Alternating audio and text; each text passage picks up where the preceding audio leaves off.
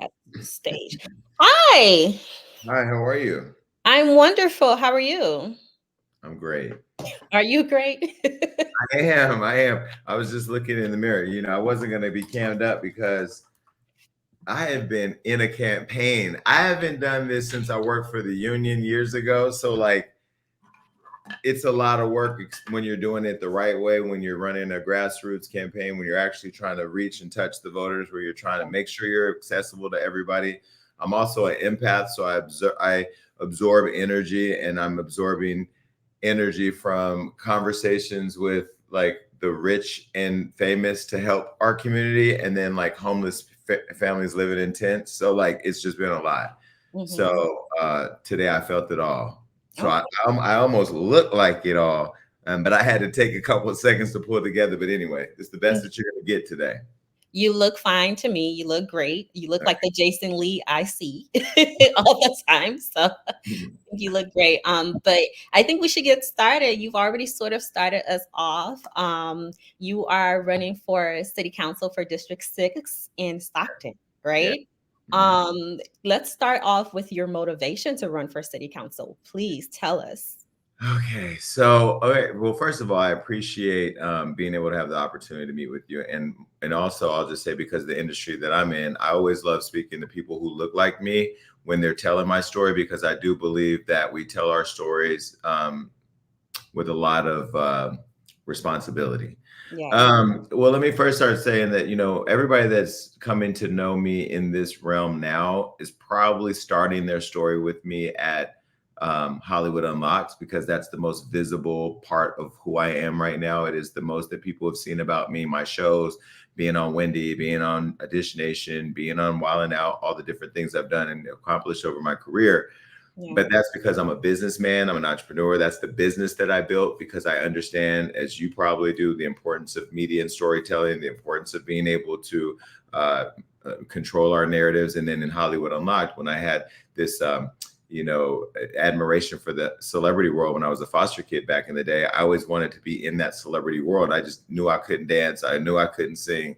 I knew I couldn't rap. I knew I wasn't going to be an athlete. I didn't know the boom of social media and tech as the .com would roll out. And so after having lots of different careers that gave me lots of skills, I used all those skills and just threw them into becoming an entrepreneur in the media world. But my story started all the way back to born and raised in Stockton, born to a single mother. Mother was Italian, father was black. Father always had a wife. Mother was the woman that he chose to have relations with, had a child outside his marriage. She couldn't handle being a single mother. She ended up getting on drugs. Drugs destroyed our family. I ended up in the foster care system. Then I got out. And then I tried to discover what life was, because when you go into the foster care system as a 7-year-old, you really don't know what the world is. You're still growing into what the world. You just knew that you was having Christmases and birthday parties, and then Santa never came, and then the furniture started leaving, and then mom wasn't there. So as I came out and started getting this newfound freedom and running the streets, I met Queen Latifah and got inspired that, oh, that idea, that infatuation with celebrity culture that I loved, I can actually touch it, because I met Queen Latifah and we established a relationship. And then I got shot in a drive-by. And then I wanted to move to LA. And then my brother got murdered. So life was life. And as a Stocktonian, somebody who, once I came out of foster care, went right back into the South Side, was in love with the South Side, because although there was crimes and drugs and lots of this stuff going on around us, there was also the imagination I had as a child of walking from my grandmother's house on South Scrivener to the flea market, being able to go to McKinley Park and go swimming, being able to play with my cousins from Superior Street and then go over to my brother's house in Sierra Vista. So I had this love for the South Side area, even when my mother moved to the North Side, where there's more affluent community, where there's more restaurant choices, where there's things to do. I would always get up every day, get dressed, and get on the bus and go all the way to the South Side, because that's where my family was and that's where my heart was. And those were my friends were. So to be able to do all of that, in terms of like learning in a very rich way what that community was, go on to work at Stagg High School, where I went to school, go on to work at the probation department, when I thought helping people who were young and in the system like me as a kid, when I thought that that's what that was, did that. And then I went on to work at a labor union for, 11 years. And so being able to be of service in all those different industries and learn all the different needs. Once I went on and made all the money and got all the fame and the success and relationships, I was like, yo, the world is turning into something different.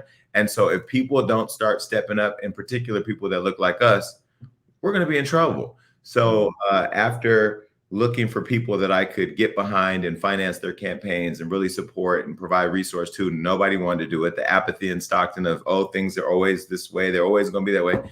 After not being able to find anybody, I was like, you know what? I'm going to do it. After not being able to find anyone to do it, you decided to do it. Yeah. Oh, wow. That was my next question. Just like, why now? I mean, you could have run for city council years ago, right? Why now? Funny, great question. You know, I was going back and forth to DC, talking with the vice president, talking with her and her team about how, you know, I knew Kamala from a distance, you know, on her rise as DA, and saw what she went through as DA and the narratives that were created about her. Then I saw when she became Senate. Then I saw vice president. And so in talking with the vice president, you know, I understand like the challenges that the world faces and that we as people who want to be leaders on a world stage are going through, and the optics and narrative build and all that. I see all that, right? What I try to do in terms of helping young people in my community with the I Am Ready movement started back in 2012. The city wasn't ready. The city establishment wasn't ready. The strategic oppression that was forcing people out or holding people down or holding people back was not ready. And they pushed me back out. I'll be honest with you. 2012, Hollywood Unlocked wasn't where it is. My relationships weren't where they were. My money wasn't where it was. I had the same drive, determination, same ideal, same dreams, same hopes for my community, but you know, they weren't ready, and I didn't have anything to fight them with. So 11 years later, you know, a dream delayed isn't a dream denied. I didn't plan to be the city council member then, but I wasn't in a position where I'm still going to be financially stable if I become of service to my community. And so what I'm now in a position to do is I am in a position to reorganize my business to where it still functions. I'm still in a position where my day job of hosting the Jason Lee Show and the Jason Lee podcast that only takes 2 days a week to do, I can still do. I'm in a position financially where I can fund my own campaign. I don't have to go and raise money to do it. And I'm in a position now where I have 6 million people listening to me when I speak. So if you want to push me out, we can have a very public conversation about that. And I'm not afraid of anybody or anything because I stand in my truth, you know. And so they've tried to weaponize my career. They try to weaponize, you know, who I've loved. They try to weaponize all that. But here's the thing. The people in District 6 right now in South Stockton, where there's homelessness, murders out of control, lack of economic opportunity, and no plan for poverty alleviation, they don't care about that. What they want is that somebody has a plan to help them have better lives. And I'm the only one so far in the race that's actually gone out and talked to them, come up with a plan, and already start delivering on those commitments. And I'm not even elected. Can we talk a little bit about your plan? What is your plan for District 6? Yeah. Well, the first thing is I have to rebuild trust because the person currently there has already ruined that. So organizing the district as an organizer, understand that the power in Western Ranch and the power in Southeast Stockton and the needs in both are the same, or even where they're not the same, there's still overarching needs that connect both the bridge between Western Ranch and Southeast Stockton. So I have to organize the district. I have to rebuild trust because people have to believe in their leadership and know that they can reach them, but also understand that Superman's not a real person and that they have to participate in the process. So part of that is saying out the gate, you know, I'm donating my salary as a city council member to a Southside Athletic Commission that I want to develop to help invest in young people who want to play sports, but maybe their parents can't afford certain things, or they don't have matching helmets because their parents can't afford it. So being able to just say, for me, it's not about taking money from the city. It's about pouring back into the city. And that's where I plan to do that. The second part is I've already said that there are a lot of hot spots of crime in the city, and crime and addressing crime is not just about locking people up. In fact, if you know the journey of policing in prisons, it started with slavery, Jim Crow, and then in the prison system. And so when you look at what that is and the disparity of how people are, you know, put into that system, you know, the playground of prison pipeline is a real thing. So developing partnerships within the city and the county and private partnerships to start focusing on poverty alleviation, really looking at how to invest in the South Side area. So that way it looks like a community that people and their kids want to live in another third world country. Not that that's necessarily a bad thing, because there's still love and hope there, but there's also lots of disparity that keep people from being able to live out fruitful lives. I've started putting plans together to find entrepreneurs from outside the city who do want to come and invest in Stockton, who want to be able to do things like buy the arena. So that way people who are in the business of entertainment and sports can start to reroute events and stuff there. So that way it's not an overpaid and underutilized property that the city owns that taxpayers are paying for. And being able to see the city thrive. So that way we don't have to keep going to Sacramento to watch a concert, or while and out, we can go right there, good old Stockton. And then more importantly, bring people to Stockton to change the narrative that you can't come to Stockton to have a safe, fun event. And then when it comes to crime, one of the things I will say is that the city has done a really great job of running itself into the ground. You have these people who are elected. They went through a bankruptcy when they bought that arena, built that arena, put a celebrity in there and took the taxpayer money to act like a club promoter, and then wasted the money, went into bankruptcy. The first thing they did was took the benefits away from firefighters and police officers. And then now, having come out of bankruptcy and having a $50 million surplus that wasn't spent when they over budgeted this last year, haven't even spent the block to make those people whole. Yet you expect a firefighter to run in a house that's on fire and protect a family that if he or she was to die, their family wouldn't be protected because you took away their benefits. And then you go and tell the community, hey, keep giving us Measure A taxes, $300 million, we're going to get you more help. And you don't, because you haven't made Stockton and its service culture a priority to where people feel valued. So part of that is there has to be more responsibility at City Hall. There needs to be more accountability for the people who are taking taxpayer money to actually allocate it to the things that matter, instead of spending $90 million to build a new City Hall so they can have a fancy place to park their car.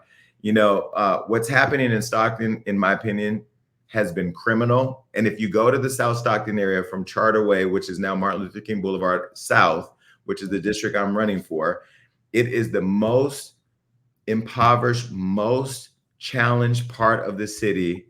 And they know it, and they don't do anything to change it. And that, to me, I know straight out the gate is, y'all gonna hear about it. You'll be up there. Okay. As I listen to you, you're talking about some really intense things that a lot of cities struggle with, right? I know Stockton specifically is struggling with those things, but people also know you as an entertainer in Hollywood, right? And I'm going to give you the opportunity to answer this question that I think is on everybody's mind. What makes you, Jason Lee, someone who's been in Hollywood and not a regular politician, right, and qualify for the position of city council? Yeah. Well, let me first start and dispel one thing. Everybody isn't saying that, because you're going to see, if you look at the poll that I did, which you can't because you don't have it, I'm leading 4-1. You're right. I don't have it. I just know what people told me. Yeah. But, I'm leading 4-1. One poll online I saw on social media, 85% among the nearest second competitor. I think that I'm the only one that's shown up to every debate. I'm the one that's made sure to go and knock on every door. I made sure that we sent out 5 mailers. I made sure that we did coffee with the candidate 8 hours a day to hear on a granular level what people want. And I've been functioning as an organizer. Again, I think what you're discovering and acknowledging is that we live in a clip-based world where people just look at TikTok and TV or even this interview and see the Hollywood Unlocked sign and think that's all that's there. But I wrote a book called God Must Have Forgotten About Me. And if you read that book, it talks about all of what I went through, some of what I've shared today, but more importantly, how I overcame and built a $50 million brand that's still growing, that I own. And as somebody with a GED, a proud GED holder, and no formal college degree, have built a very successful business that touches every face of the earth. Now, that said, I am not a politician, and I think that's the thing that actually makes me the most qualified, because all the people that you're there, if you were to flip the question, what makes them qualified to even put their name next to it, Jason Lee, when you've ran the city into the ground with all that political experience? People are over the status quo. They don't want that anymore. They want real people that they can touch, real people that they can see have already been in their shoes. I've been homeless. I've been poor. I've been shot. I've been molested. I've been in foster care. I watched my brother get his brains blown out. I've watched my mother struggle with drug addiction. And guess what? In spite of all that, I sit on the throne and wear a crown of somebody who's actually managed to survive all of that. And those are people that are watching me right now who are going through the same thing and that are saying, if he could do it, I could do it. And because of that, that's why I'm qualified. Let me tell you two little things that I've done since I've been there. And I'm not even doing this as a politician. This is me just like as a community advocate going, what type of world do we live in Stockton, where 44% of the community is Spanish or Latino, and yet they offer no translation for Spanish speaking residents at City Hall. Now I got a condo in Miami and I got a house in LA. And in those cities alone, they offer translation. Why? Because you have a highly populated Latino community. But Stockton doesn't really care because the Latinos, although they're the backbone of the community, they want them to remain invisible. And they do so. They don't have to say it because they're going to tell you, no, we love them. No, you love to go to the Mexican restaurants. You love to go to the flea market, but you don't love to make sure that they can come down there and advocate for you about the people spraying pesticides on them in the fields because they're not the priority. I went to the mayor, Kevin Lincoln, a few weeks ago and told him that was an issue that I was hearing along the campaign trail. And then he had the city clerk, he directed her to provide translation services to Stockton City Hall now. So that's just one. The second one, I'm in Sierra Vista, a community that's mostly Black and brown, where my family they did new development out there. So people are saying, oh, this is what they consider the projects, right? I go to a meeting, the mayor's sitting there, all these residents there, and this is how they're describing Sierra Vista where I grew up.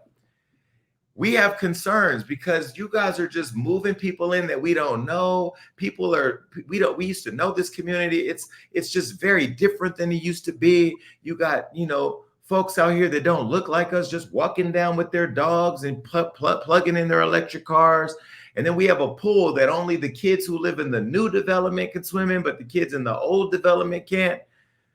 They were explaining gentrification. And they were talking about a segregated pool that the housing authority created in their community as they started making it look beautiful on the outside, but the wiring under there was the same. And I'm somebody who's traveled the world, so I know what my friends in Brooklyn are experiencing with gentrification. And I was shocked that a Black woman right now, Kimberly Wormsley, is the vice mayor and rep for this area, yet you're not in Sierra Vista to know that while you guys have approved this beautiful redesign, you haven't created any program for these families to be able to create a pathway to home ownership. You haven't brought in community-based organizations to teach them skill building and apprenticeship so they could stop making $15 an hour and actually use this as a stepping stone onto moving into a better part of the community. Because it don't matter. Black and brown don't matter. Sierra Vista don't matter. And there's nobody with a big enough voice.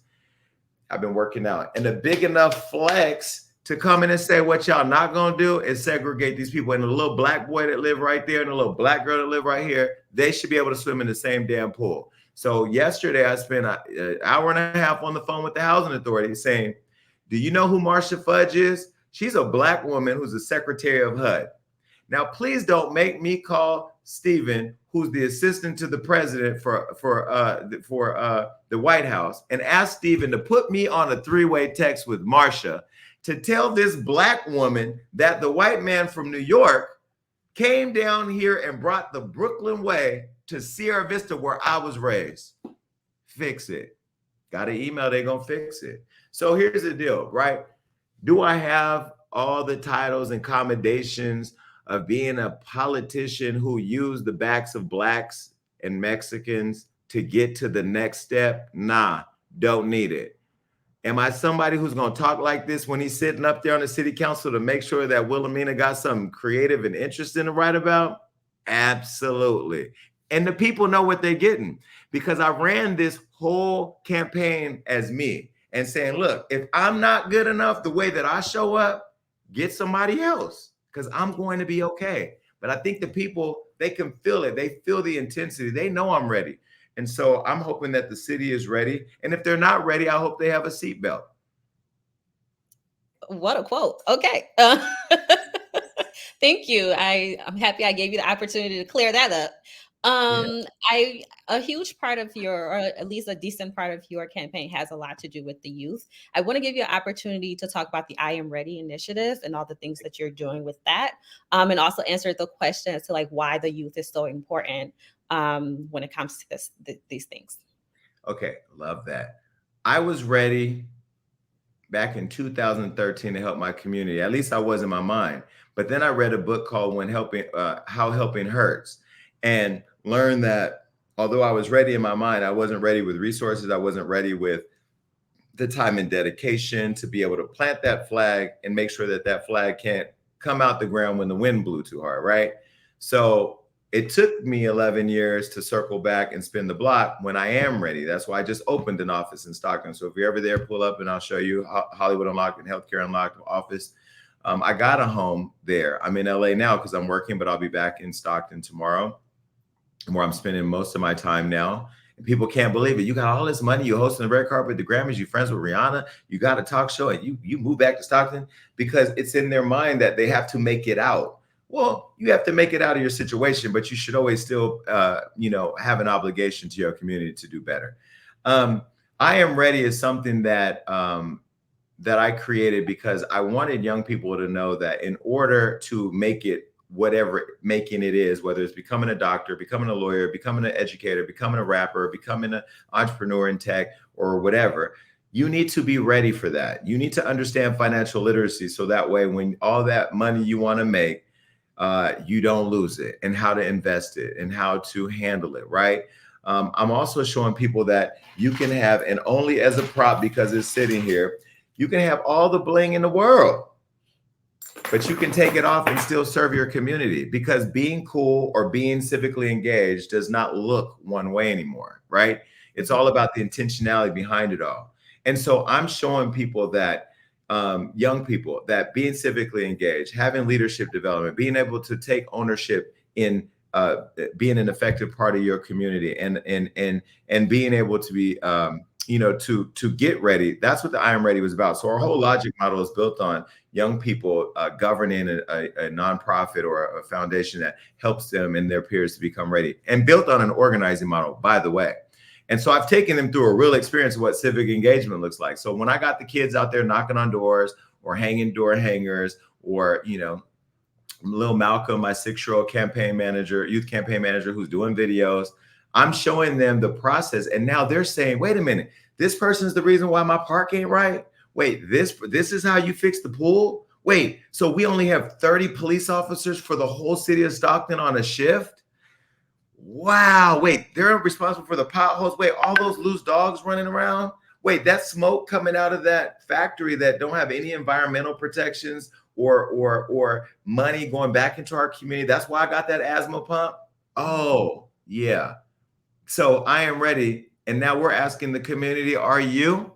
And what we're seeing in this campaign, that the city and the community is more than ready. And the appetite for change is more than present. And I think people are going to see a very different experience. And I will also say, because people are going to say, well, Jason, it's going to take 4 people to do this. You're only one, because these are only questions. These are only the questions people have. Nobody here has really come up with a question that's made me go, wow, right? Yes, it takes 4. And if you think that I'm the only one focused on this little race in District 6, no, I'm focusing on who's going to be the next mayor. I'm focusing on who's going to be the other city council members. I've already come out and endorsed Christina Fugazi for mayor. And Michelle Padilla is already up there. So I can count to 3. I only got to count to 2. And you think I'm not looking at the other 2? Of course I am. But that's why they're trying to do everything they can to stop me. And Williamena, that's why you can come right on down there to Stockton on Tuesday to my celebration party at 8 p.m. And I'll give you the details. And, it just be a full circle manifested moment. Okay, I'll put that on my calendar. We'll see. Okay, great. I know we have to get out of here, but I do. Yeah, no, go ahead. I got time. Oh, okay, good. Thank you for telling me that, because I got all the questions in the world, Jason. Okay, I got all the answers. Okay, I want to touch on first you're becoming you're running for city council. Yeah. Let's acknowledge it is a political role, right? You do get into politics, right? How has your experience in Hollywood prepared you for this moment, for city council, for getting into politics? Williamena, have you seen you know my brand? I know you. Okay. She knows me. That means she's my people. Okay, let me ask you this. Do you think I'm going to have a problem with the mess? I don't think you're going to have a problem with the mess, but I guess my question is how would you not let the mess color the work that you really want to get done for Yeah. the people? Because in this realm, unlike my day job, right? I'm not going to sling it back and forth. I'm not, because if you sling the mess back and forth, then people miss the message. Then people miss the intention. And let me tell you why I love this question, because when I'm out talking to people, I'm not talking to them about what Kelly Rowland wore on the Sherry Shepherd show, or what I thought about Drake's new album, or what I'm talking to people about is, how do I get me and my kids out the park? How do I get access to healthcare? Why is Stockton not a sanctuary city? And if Trump gets elected, what does that mean for me? I'm talking to people about their schools, kids' education, and one man about how his daughter was murdered at the school. I'm talking to people about real life stuff. So I don't even get into the mess. I've been attacked. I've been talked about all, and I ain't gonna lie. I sit back and kind of laugh at it. They've even went so far as to find a fake porn thing on social media and went back and tried to say to the people that it was me. I wouldn't. I know Jason Lee in Hollywood a lot would spin that block and address it on the podcast. I'm not going to waste my time, because the people have real life stuff going on. And I understand that this is a very different level of responsibility, right? This is a level of responsibility where your words matter, where your relationships matter, where the ability to get shit done matters. I have to think about the state and county and school relationships. I have to think about the federal government relationship. And that's why when I was talking to the housing authority, it was a great productive call. It was a very serious and intense at time calls, because I was talking to a white man from a black man's lived perspective, and the broader conversation about what gentrification and segregation feels like on the other side of the coin, but also having to flex and say, hey, that black woman at HUD, who's the secretary, she may not like to hear this, but I'm willing to work with you, but willing to call her if you're not willing to work with me. So, it requires a different level of patience that I'm prepared to do. But I did that for 11 years at the union, working with Kaiser Permanente. You can't run in and blow up a hospital because you mad about something they did to somebody. And you can't just put anything you want out there because it makes you feel good. You have to have a more tempered approach, a more strategic approach, a more collaborative approach. And then when you got to flex, then you flex, but it has to always be in the spirit of how you move the needle for whatever you're working on. Awesome. If you were elected When, and when, when. okay, Jason, I'm a journalist. Okay. When you are elected, and you find that you can only get one pressing issue done within your term, what issue would that be? I That know is, you have big dreams. I know you have your platform is large, and you want to address a lot of things, but you get in the role, and then sometimes there are these factors, right? If there was one issue that you're like, when I'm elected, this has to get done. I have yeah. to work on this. Yeah. So the first thing is whether I'm elected or not. Let me start with that. My investment in the young people is going to happen. I'm having a donor dinner on March 26th with some very, very, very notable people who are hosting it to help me raise a couple $1 million just to pour into the young people in Stockton and opportunities for them. So whether or not I'm in the position to make sure that the city does it, I will continue to do that. The second part is when I am elected, true accountability and transparency of the government, so that way we know what's under the hood, and that the engine of the city is functioning always at the best interest of the people in the community. So there's that, and being able to do so for my district specifically. I want it to look like a very different world when I leave, whether that's 4 years or 8 years. If I decide to run a second term, I'm not going to be the mayor of Stockton. I'm never, ever going to run for that position. I don't want it. So they can keep that. But because I believe that my relationships with everybody I know in the world are still going to be that, which whether I'm the mayor or I'm not, right? And so I want to see it very different in terms of economic development and that poverty alleviation that I talked about. So not just what it looks like aesthetically, but how it's wired, and that people can walk to a healthy grocery store before they can walk to a liquor store or a smoke shop, which by the way, I did say I'm going to ban a lot of them in the community because there's too many of them. And I don't feel like it's healthy for Black and brown people to live in a world that's consumed with that kind of stuff. So yeah, I already told those people that's happening. And then there's crime and homelessness, and there's other things that I do want to be a part of leading. And I've already started the work. Okay, awesome. I know you say you wouldn't run for mayor. I'm curious as to why, though. I think that people who become the city council member, at least what I've seen, that's their aspiration to be the mayor and then assembly and then senate and then governor, maybe president. I don't have none of that. I've met presidents, I've met governors, I know senators, I know all that.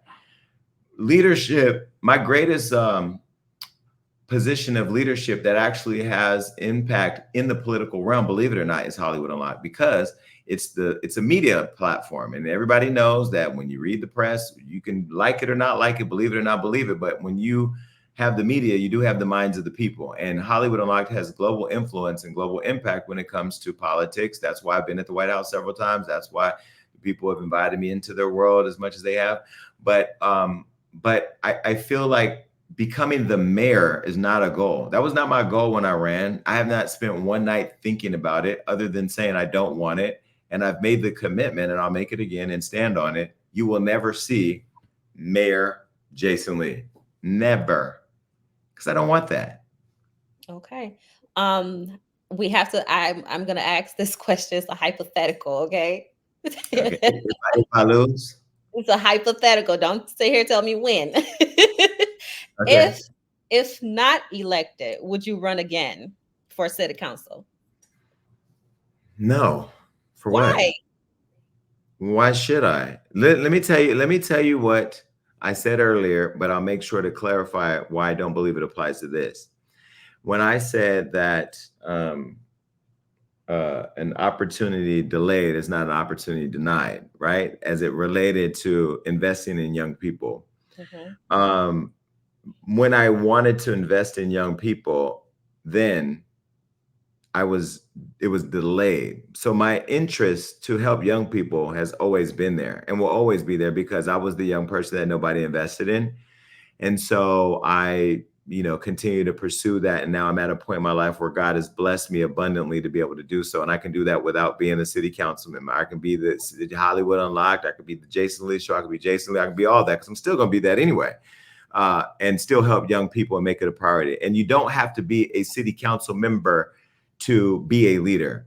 But running for city council we've seen an increase in about 6,000 people register to vote. We see that the Black vote right now that's being counted today so far, if you go and look online, is higher than everybody else in District 6, which has never been that way. So there's more people that look like me watching and paying attention and being a part of the process. So that's great. There's been more awareness in this campaign. I had 2 community forums. I brought celebrities to the city to bring and attract news. I've given out 3,000 kids and their families toys and food for Christmas and haircuts.